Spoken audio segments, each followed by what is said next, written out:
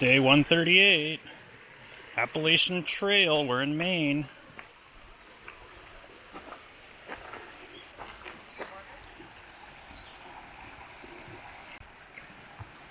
Views of Obeton Stream. We're between Saddleback Mountain and Spalding Mountain, and this is the stream that runs between the two of them. And now we're going up just another classic Maine climb. Oh, as you can see, it just ascends straight up the side of the mountain. The classic climb in Maine, I think, is about 1,000 feet per mile, maybe a little bit more than that. Whereas the classic Virginia climb, and what I mean by that is kind of the average Virginia climb, is 500 feet per mile. And Virginia will throw you a lot of climbing. So when you're hiking there, it looks like, oh, these days are pretty mellow. But at the end of the day, rest assured, you will be worn out. Same here. So we did our first 20-mile day yesterday that we've done since the 15th of July. We did, however, have a 19.6, I think, or 19.5 mile day in New Hampshire, which was like a week and a half ago. And we've done a couple 17s recently, one here in Maine, one in the Whites, some 16s and stuff. So they are possible to get. They're just, you're doing 16 miles of this. And this.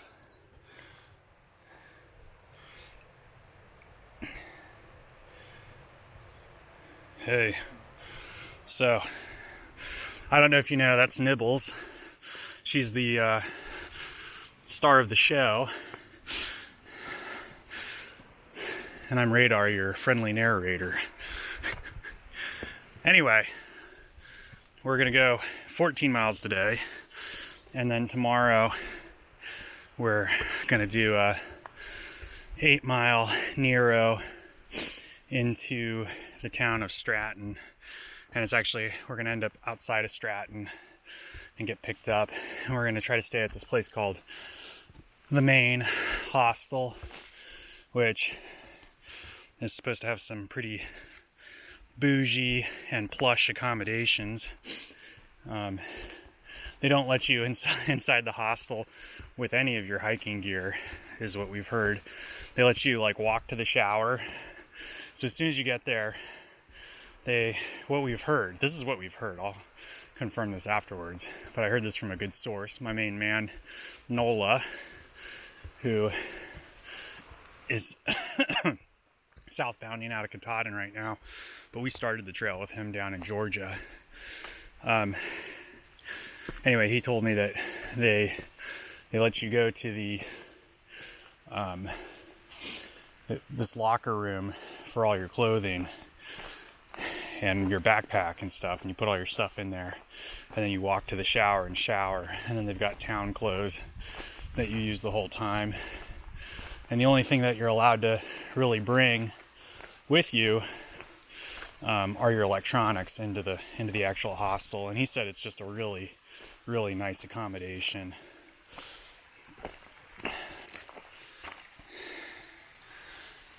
Well, we have a lot of water right now, but we know that the water is going to be drying up once we get up this mountain a little bit farther, and we won't have water for another 5 miles or so.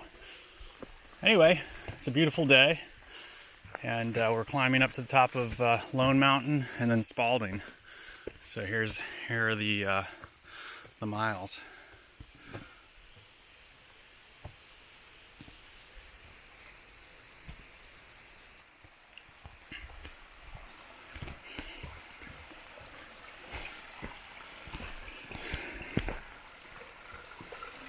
So we're in our last probably 15 days on trail. We're right within between 13 and 17 days left. That's all we've got. We've been able to kind of figure out how far we're going to go by talking to other southbounders.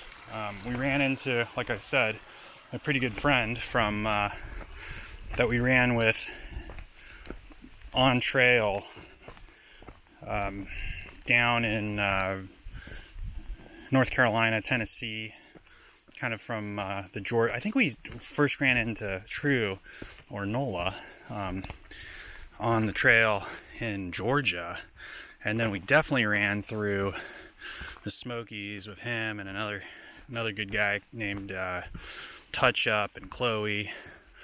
So we kind of ran with them for a while. Just kind of, it's cool because when you hike, you may hike by yourself or you might hike with your wife, like I do, but you'll run into people and you'll be around them and you'll camp with them for several weeks, and then your paces kind of change, or somebody hits a zero and you just happen to keep on going that day, and then you lose touch with them for a while, and then maybe they'll speed up and catch you 3 months later. Or like Nola did, he flipped at Katahdin. He went up to Front Royal, and he said he lost too much weight, so he got off trail for a few weeks and then went up to Katahdin and flipped south. He's going to finish up the trail that way, or he'll finish up the trail next year. Anyway, the point of this conversation is that I want to take the last 15 days and every day talk about something, have a little reflection on the trail. So today's reflection is actually not a super reflection, but I'd like to make a recommendation. If you want to do a hike, like a good section hike in the late spring, like before the leaves come out, and you live in the southeastern United States, I have to highly recommend the hike out of Watauga Lake. So you start on the south end of Watauga, and then you would just take your time, and there's a ridge that runs north-south along the lake. And this is before the leaves come out, because you won't be able to see the lake once the leaves do come out. And that is it's a glorious hike. I mean, it is just beautiful. You start out down by Watauga Lake.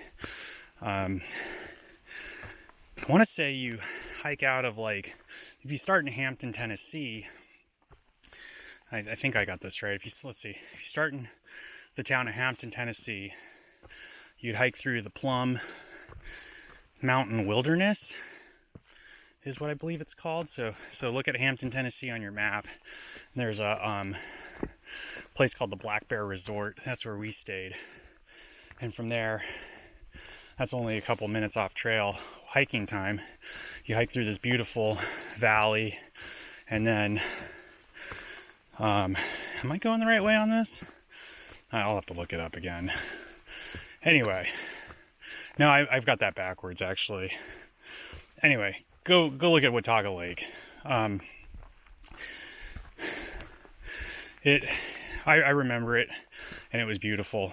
Start 20 miles before it somewhere, or 10 miles before it, and then get the full feel of the lake, hiking around it, hiking over the dam, and then hiking up the climb to the ridge, and the ridge just slowly ascends for a long time.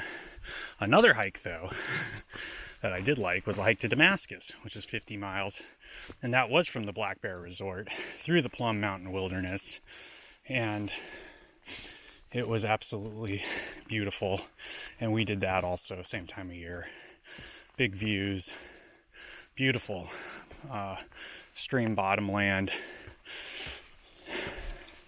And then you finish in Damascus, and as everyone knows, there's plenty of food in Damascus for a hungry hiker, and it really makes for the end of a good section. So those are a couple. If you're a section hiker, or if you're even a day hiker and you're like, I want to do an easy overnight, get the Gut Hooks app. You can do it right now on your phone, and I'm not selling gut hooks, but why not have something that's handy? that can get you right back on trail. You know, a lot of people on the Appalachian Trail carry these spot devices and whatever. I don't even know if those are really necessary, because all new smartphones have really good GPS.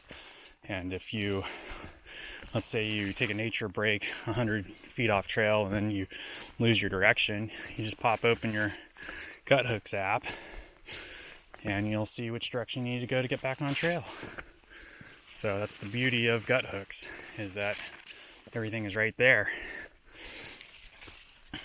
And also, you know, I haven't done all of Maine, and I do realize that this state is a little bit deeper. You got the 100-mile wilderness area coming up. Maybe a spot device would be handy through there. Or your mom or your wife or something, or your husband wants you to carry it. That's understandable. But it's worth remembering, half the reason why you should consider this trail is because of the accessibility to small towns, roads, houses in case of emergency, hostels, cell phone service. You know, in lieu of maybe getting a spot device, maybe just consider, if you have AT&T, maybe consider switching to Verizon. And I'm not selling Verizon, I'm just telling you the way it is. Like, you'll have 4G service. At least, I don't remember a day that went by where I didn't have some kind of solid service where I could text into the real world. I mean, even last night, here we are in the middle of the mountains of Maine, and we had almost 4 bars of 4G last night, so I was able to stream the internet. If you're into social media, you can look at all your favorite social media. Nola said you can watch Netflix tonight if you want.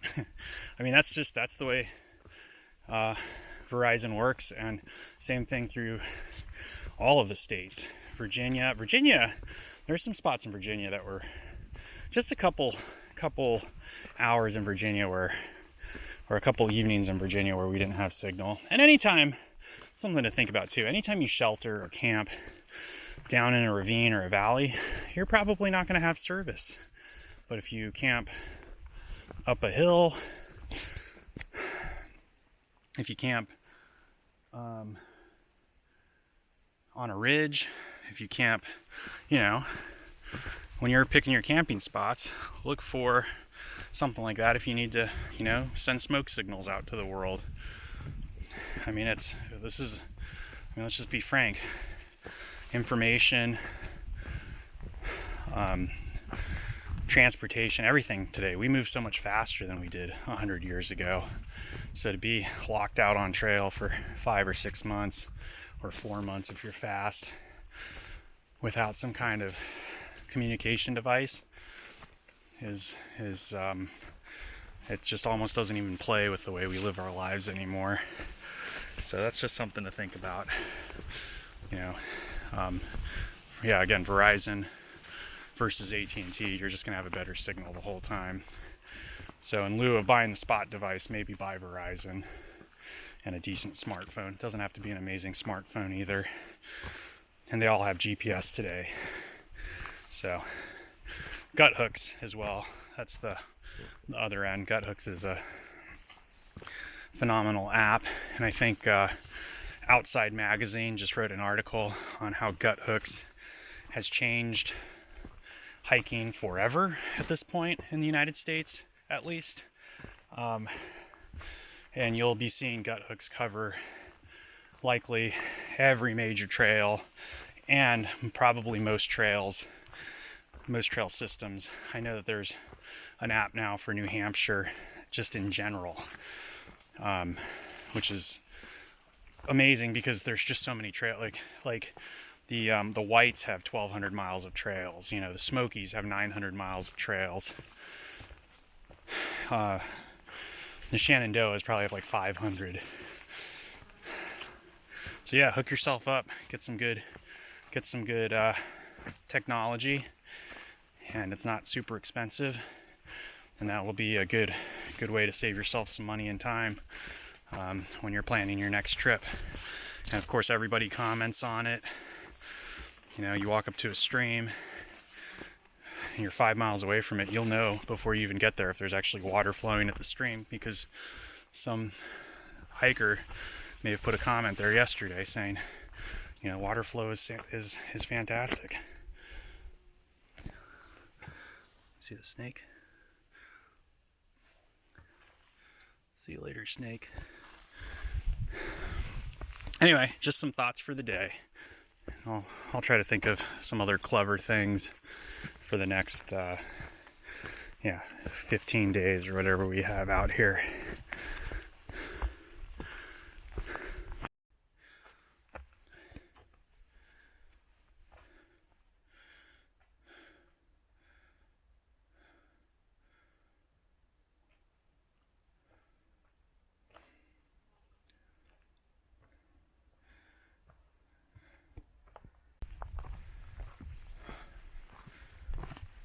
So that was that's where the trail was completed, right? We're in Maine, between Spalding Mountain, and I'm just about up Sugarloaf right now. So this is Sugarloaf Mountain. And that was, if you're heading northbound on the trail, it's mile 1991.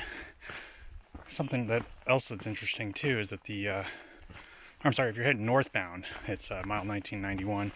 Southbound, it's mile 200, which is pretty cool. Because remember, they have 2,192 miles these days. Well, we all do today. Next year it'll be different.